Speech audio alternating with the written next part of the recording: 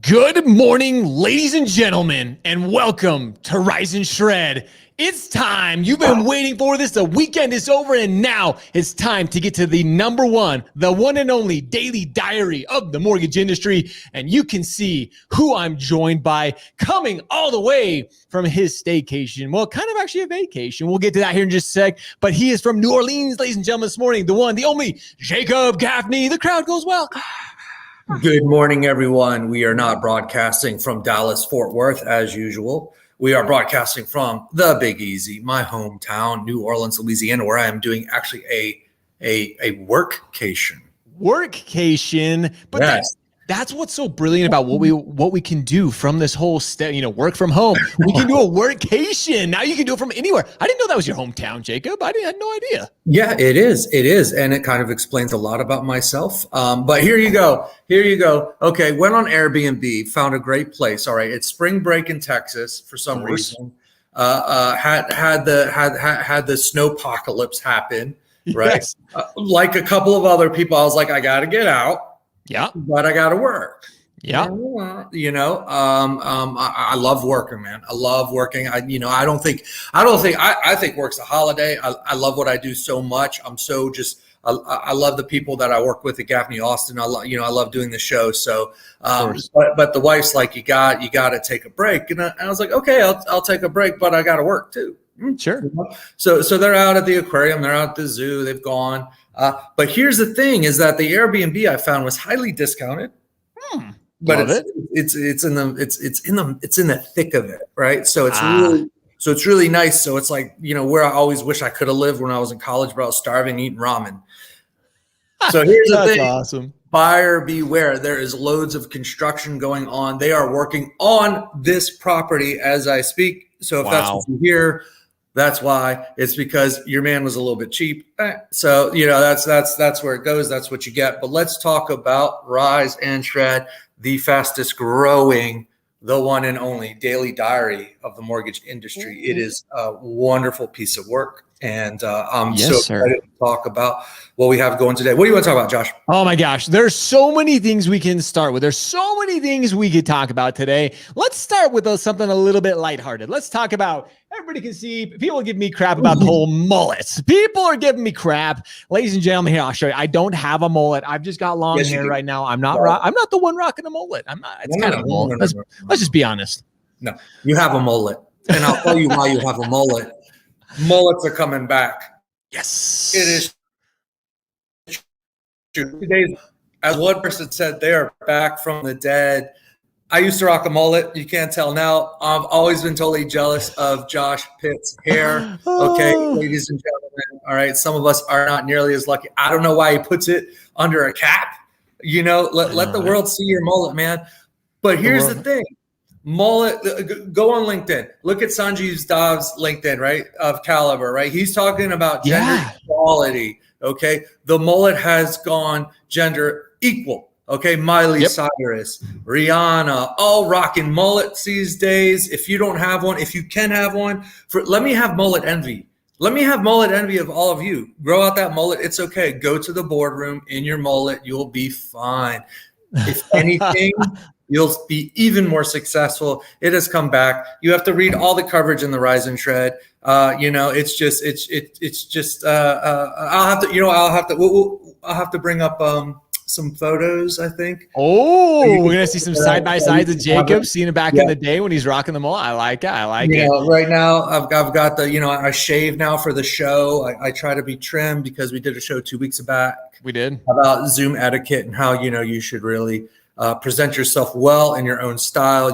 Josh, he's always got the shred t-shirts. He's always got his brands. I'm always going for like the black hoodie, clean shaven, kind of Lex Luthor meets Barney the dinosaur. I'm not sure what my look is. I'm working on it, but it's not just the mullet though that's coming back. Makeup, Jacob.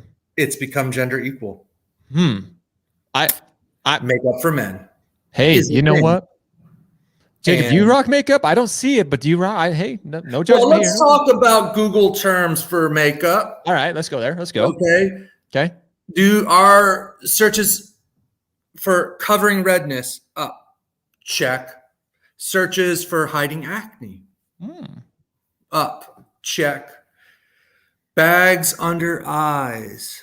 Okay, our friends at Next, Jerry and Molly, they have a great show on how to properly put on makeup for Zoom calls. Okay, you cannot beat them when it comes to just looking classy and stylish. You got to check out the events at Next. Jerry and Molly, they just do such an amazing job, and they look great, right? But I always been like, well, what do I do? What do I do? Again, you got to check out today's Rise and Shred. You do. Covering redness, hiding acne, bags under eyes, searches up, doubled since the pandemic. Like, people, they want to go to Zoom calls and they want to be like, I don't even know how to do it, or how to get some puffiness out. Or you don't have any crow's feet, do you, Josh? You're perfect. No, not yet. I'm getting got there. The mullet. He doesn't have mullet. wrinkles. He trims the beard Oh man, I walked into this show unprepared for the beauty. But I thought I was going to school you. You're schooling me, but not even. Oh man.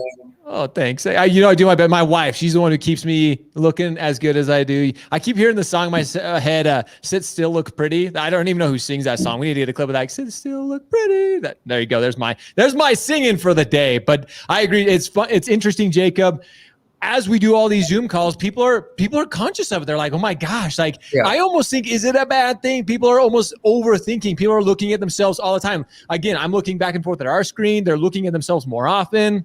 When we were at the workplace, rarely did we ever see ourselves. We were just walking around doing our thing. So interesting that makeup is now, of course, gender equality. It's true. It's true. And I think if you want to look good, if you want to be stylish, I think it does matter. I think when you are on these calls, your effort that you put into your appearance does matter. And that's the reality of things. And it's not a reflection on individual. It's just a reflection of the way work is going. And I think, there's a bit of sad news that we have to discuss with a new study that shows that if you take a look at the CEOs, and the mortgage space is a great example, right? Our CEOs, like I mentioned, Sanjeev Das, our presidents, Kevin Wall, First American, they've done such an amazing leader job. Casey Crawford of Movement. I mean, you name it. All of our leaders in the space have done such an amazing job of reaching out to their workers and keeping this industry going. I mean, it's been impressive because a lot of these people, they were like, more, we can never work from home. No. I need 30,000 of you working in a single office, in Idaho, and you need to be in from 8 to 6. And, you get your 2 federally mandated 15-minute breaks because I don't want to get sued, but you gotta be together. You gotta work. And even those hardcore CEOs who are like, you got to come in, you got to be in. A lot of them, they've adjusted. And I never thought that the leadership in our space could pivot as well as they did to keep the market going and to just go from strength to strength. And like, when you look at internally what they've done, to keep their staff motivated. And today's Rise and Shred has a study that shows, yes, people feel very connected to their leaders right now. Even in the mortgage space, they feel very connected to their leaders because their leaders have done a good job. But it has come at a very, very steep price, Josh. And that is that people don't feel connected to their coworkers like they used to. The people they used to bounce ideas off and talk. I was thinking of bringing this idea to my CEO. What do you think? What do you think, Josh? What do you think we do? How about we do an internet show where we have mullets and wear makeup? I was thinking to talk to the boss about it. You think it's a good idea? Good idea. I love it. You love it? Okay. Let's do it. You got my back? You got my back? 100%. Okay, cool. So that conversation we just have isn't happening anymore. People are scared. And it's going to have a long-term impact. Interesting. So that's the next challenge for our leaders is how do you make sure that your coworkers are communicating with each other? I don't have the answer. There's actually a lot about today's news that I don't have an answer for once. I'm going to lean on you for some answers. But that was the founding of the study. I think it was 44%. So nearly half of everyone feels no connection to their coworker Comment below. Comment below. I'd love to hear that. You guys feel connected. That's something, especially if you're coming from a work environment, are you feeling that disconnect? Comment. We love your guys' engagement. We love your guys' comments. And real quick, we got to give a shout out to Molly Dowdy again. She said she actually posted the article for you guys. If you want to look amazeballs on Zoom calls. That's what they titled that. So absolutely. They even had a great headline. They had a freaking amazing headline. They nailed that headline 100%. So go check that out. Our good friends at Next over there, Molly Dowdy and Jerry Yoshida. But coming back to this, guys, comment below. Are you feeling disconnected? Because I agree, Jacob, you definitely, it's, going, like I mentioned, going from a work environment to seeing everybody at the water cooler, giving the fist bump, saying, hey, now we're just seeing on Zoom calls. Do you feel disconnected? Super interesting topic. I'd love to hear your guys' feedback. Yeah. And the reason, we're not inventing this discussion point. We don't invent anything to talk about. These are real issues. The point is we're a year into this work from home. So they are actually doing research and studies to show what's the long-term implications. We are finally beginning to understand the real fallout, the real impact of the COVID-19 work from home sitch on everybody, right? So that's why. So we're going to keep bringing it. I mean, we're the daily diary of the mortgage industry. Everything that's going to impact us, big and small, we're going to get it. We're going to bring it to you. We're going to talk about it. But let's talk about the mortgage market. Let's do it. I was talk about the wars in the mortgage market. What's going on, Josh? What's going on? But people, they're fighting. I mean, are we fighting over how we're going to share all this gold?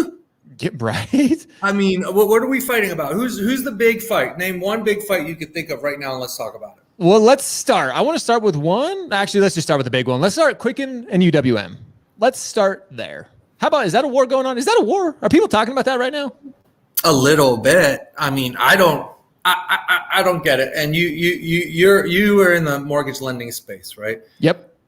This is your thing, man. I worked in the media space. I covered the issues. I talked to people, but I am not the expert. I'm the pretty one. You're the smart one. Exactly. Right. Yeah.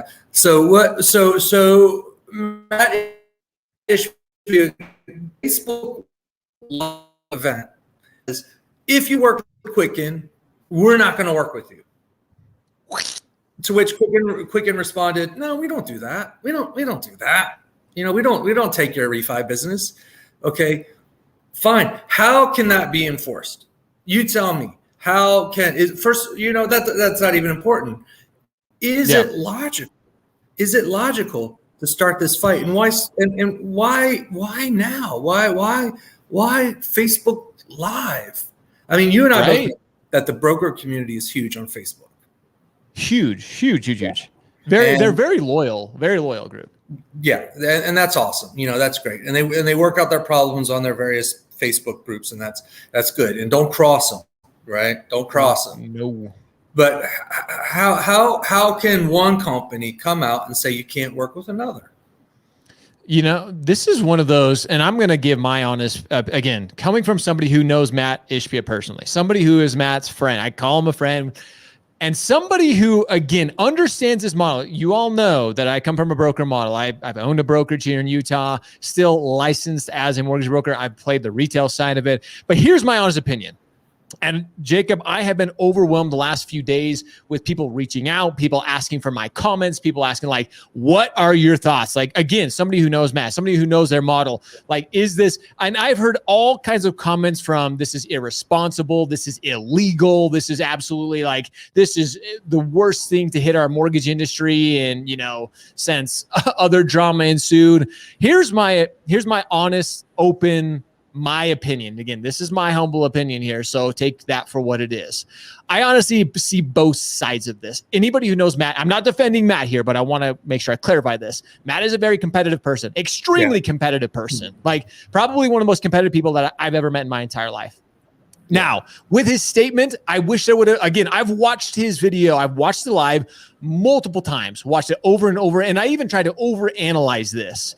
But when it comes down to it, being as competitive as he was, he wanted to basically make a statement. He wanted to come out and he wanted to try to do something. And again, I think part of it was to try to stir things up. He wants to really see where the loyalty lies within the industry. Do I think it was done in a perfect way? Definitely not. Do I think there's some, do I think there's some ramifications that we're still going to see from this? Yes, I do. I still think, and again, I've seen the broker channel in particular really go on the defense of Matt and the entire UWM team of like, hey, this absolutely, you got our 100% backing. And then I've had conversations with the other side. Like, let's just be honest, I've had conversations with the opposite side with Quicken and kind of their thoughts on it too. Austin Nemec had a press release that he announced his feelings on it. He discussed it. And again, we've had Kimber White, for the president of NAM. He had his opinion on it as well.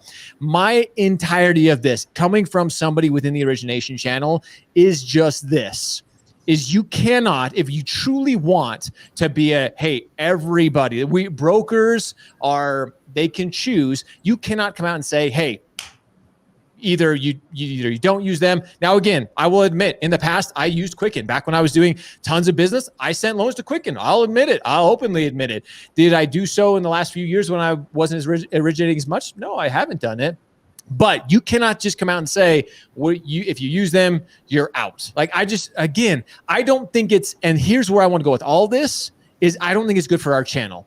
We don't need our channel fighting brokers, especially whether it's Quicken, Fairway, whoever is fighting who. Yes, has there been wholesale lending? A whole nother conversation. Absolutely. But we as a channel don't need this. It is not good. This is now, Jacob, here's the biggest point all of us should be taking away from this is now you have the entire broker community completely distracted. They're completely, and again, being part of the groups and the other conversations that I am, retail LOs, retail lenders are like, look at these idiots over here. They're fighting themselves. They are totally hurting themselves, which we are. As brokers, there are way better wars, way better battles that we should be choosing other than this one. You may disagree with me, that's totally fine. And again, I'm not saying what Matt did was irresponsible. I'm not saying it was, he did what he did for a reason. He did, I'm not Matt Ishbia. My biggest point and clarification that I want everybody to come away with today is that, again, as we're picking and choosing our battles, think about what's best for the consumer. Is this battle truly best for the consumer? Like, people say brokers are better. Again, that's an opinion. That's an opinion you're taking. What is best for the consumer? Jacob, that's kind of again, that was a long answer. I apologize, but that's my feeling on it. I think this was, I wish Matt would have been a little more clear. And again, he just said, here's why, like, hey, don't use them. He mentioned the hotel lending thing, but I wish there was a little bit more meat behind the reason why. I mean, I just wonder about the enforceability of it. Like, you're sitting, I mean, Josh, you and I have been faced with, in both of our businesses, we've been faced with people who have come across and said that we couldn't do this, we couldn't do that, and all that. And our reaction has ranged from neutral to like, what? Right. And I think that drawing lines in the sand is always going to face the high tide. Yep. So it'll be interesting, but these are two very, very powerful, and with Fairway added to it, these are two very, very powerful and vital entities in our space. And to see them kind of going head to head is entertaining from my perspective, but I wonder about the long-term play and how it's going to play out. And you described it as a distraction, and I think that's the least, respectfully, I think that's the least of our worries, is that we're distracted right now. I agree. I think that they and here's the thing with our leaders, our CEOs, and how amazing they are, is like oftentimes they don't understand the role they actually play. They don't understand what they're actually doing. Their board's telling them one thing, their employees are telling another, and they're reading customer service cards that tell them one thing. And they get locked in these debates. And we have another war that's going on, because I don't want to belabor anyone, but there's another war going on right now that appears like to just be a total he said, she She said said. story. Yep. And it was very interesting because as our team over here was putting together, the Rise and Shred, it's unusual, but the actual story changed as we were putting it together. Yeah. The actual headline changed as we were putting it together. And it basically came to like, okay, well, we don't know, right? That is the CoStar bid for CoreLogic. Yeah, this is not big. happening. Nope. It's done. Dead in the water, right? Speaking of high tides, this is dead in the water, no tide. But we don't know what happened. No clue. Both leaders, CEOs, presidents, etc., put out statements that were like, we're walking away from this deal, and blamed each other. Yeah. Right? It was weird. It was so weird. And again, why? Why? You have letters being put. And for one, it was funny because they both posted their responses on Business Wire. Yep. The Berkshire Hathaway company. So good job, guys. Good job. The rich get richer around here. Love it. But, it's such a thing to say like, oh, this bid fell apart. So let's put out a press release about everything we didn't like about their attempts to take us over. And let's put out a press release on the other side about everything we don't like about the company we were trying to take over. And let's blame each other and all that. I mean, for the details, you got to go into the Rise&Shred. But it was funny. It's like the deal fell apart and they blamed each other. And I don't know where the fault lies, but I feel like there's a ton of conversations that are happening behind the scenes right now, and they're resulting in wars, and they have little or no regard for the people who actually work in this business. So on one hand, you have this study that says CEO leadership is key and everyone feels closer. And on the other hand, you have these leaders who are publicly putting their necks on the line and drawing these conclusions. And it's just very interesting for our industry right now. Yeah. It's almost as if times are too good, right? For us right now. Things are going too well, because we're able to get involved in skirmishes. And you and I, we've been involved in these petty little skirmishes. And it's like, come on, guys. Can't we just get back to work, Josh? Can't we just get back to work? Jacob, you make such a good point here. Like, are we just so fat and happy that it's just like, well, let's go. Who can we go pick a fight with? Like, we're almost too comfortable right now. Let's go out and start some shit with somebody to really get something cranking. Again, from your and my perspective, is quite entertaining. And plus it provides us with some great talking points. But at the same time, it truly is like, it's the he said, she said, finger pointing. And it's like, are you kidding? Oh yes. I love this. Where is it? My plaque behind me. Where is my plaque? Here, it says, do your damn job. That's people gave me back when I owned my mortgage company. He says, do your damn job. Stop worrying about what he said, she said, who's doing this, doing that. Just do your damn job. Like that's just it. Get back to what we are really, really good at, which is ultimately helping the consumer achieve the dream of homeownership. That's really what this is all about. Michael Kelleher, great interview, very professional, but the details are there. Skirmishes is a great word. Skirmishes is a great word. I love that word that you used there, Jacob. Skirmish. I've been in a ton of them, man. And, and when they start, cause I'm not the one to throw my litter over the backyard fence. Okay. I don't go out there looking for the skirmish. I don't go out there and start the fight. But here's the thing, like you said, it's not about you, right? That's what we've been talking about, but we've got to wrap up the show. We do. And it's true. It's not about you, except I got an idea, Josh. Oh, let's hear it. It's about you. Oh, I love it. Let's hear it. We're gonna make it about you, because we need to go back. We need to go back. Let's go back before. What were we doing before this pandemic? Let's figure it out.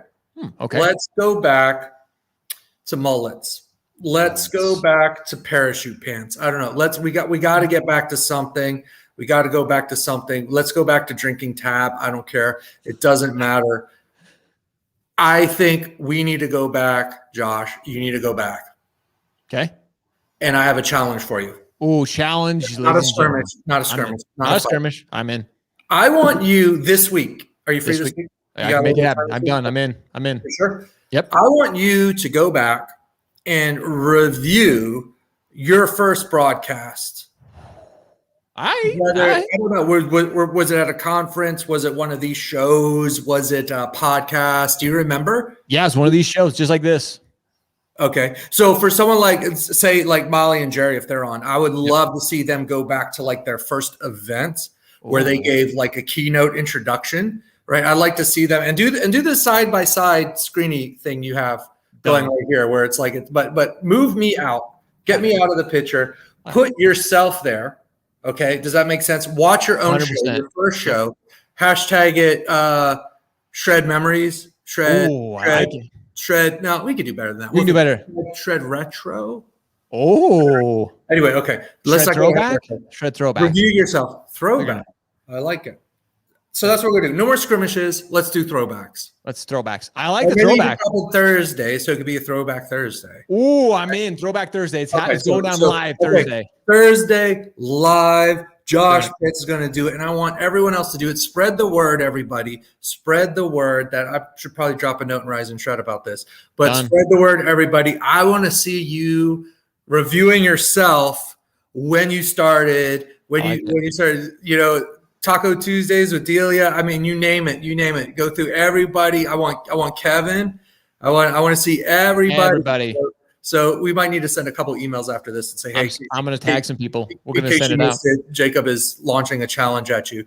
So let's do our own, whatever challenge, and let's go back and just, I don't care if you're cringy, bro. I don't care if you hate it. Watch yourself, review yourself, and talk about yourself. I can't wait. This is going to be so cringy, but so good. I'm so excited. I don't even remember my first broadcast. I don't even know. I mean, I can't do it myself, which is why I love this challenge, is I can ask others to do it, but I don't have to hold my own feet to the fire. Hold yourself accountable to it. I like it. So there's no downside risk to me whatsoever. So I love it. Back in those pre-mullet days. Yep, I did not have a mullet back then. Brett Kuhn is 100% right. So challenge accepted, ladies and gentlemen, Thursday. Plan on that. I'll do a throwback Thursday. Dal already has the video ready. Look at that. That's an incredible team right there. I had the old video ready to go. So there we go. It's going down Thursday. You can expect it here. With that, ladies and gentlemen, as mentioned, Christy, great comment here. I will definitely throw it up there a little bit here in a minute. It's a long comment. It would take up the entire screen. So Christy, or Crystal, I apologize. Crystal, thank you for commenting on Facebook. Great comment there. I will definitely come back and address it. But with that, if you guys had not had the opportunity to subscribe to the industry's number one, the only daily diary, you have to subscribe right now. Click the link. Dow will post it for us. You don't want to miss a single daily diary of the mortgage industry. The Rise and Shred. Every single morning, you can get it to your inbox. We get straight to the news. There's no fluff. There's no links. You just go straight there. You get what you need, and you get back to it. With that as well, ladies and gentlemen, we are starting our first Clubhouse. We're joining Clubhouse today at 10:30 Mountain Standard Time. We're having a Shred Sesh. Yep, that's what we're calling it, Shred Sesh. Jacob, you are invited as well. This should be a lot of fun. There's a lot of talk about Clubhouse, and we're starting a little Shred Sesh. So be sure to join us for that later today. Ladies and gentlemen, it has been so much fun talking about mullets, talking about makeup, talking about the skirmishes, I love that word that Jacob used, that are in our industry. What's most important, as Jacob mentioned, focus on the right things. Don't be getting distracted. Focus on what's truly important. Jacob Gaffney, ladies and gentlemen, always I'm the brilliant one. He's the brilliant one. I'm the good looking one. We know where we stand. Huge thank you to Jacob Gaffney for his time this morning and always being willing to share all his knowledge and expertise. With that, we appreciate you. We love you. Now it's time for all of you to go shred, go show up, hustle, repeat every day. See you guys.